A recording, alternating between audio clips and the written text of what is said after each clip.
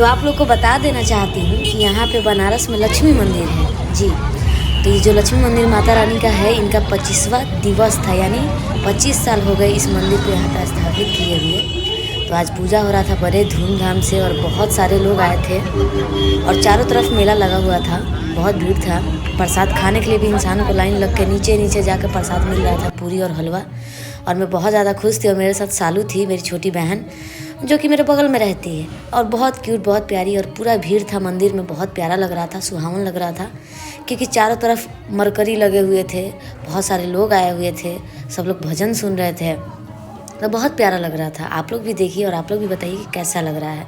बहुत सारे बनारस के लोग तो आए हैं और ये देखिए हम दोनों क्या कर रहे हैं।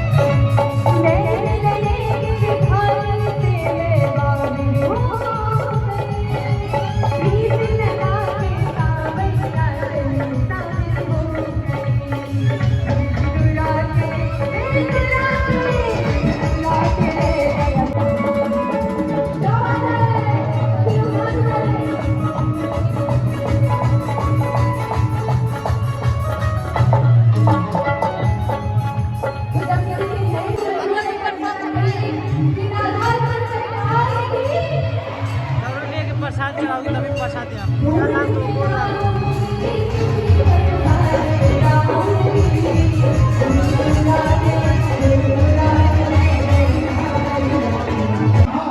चलने के लिए दोनों की दरकार, चलने के लिए दोनों की दरकार।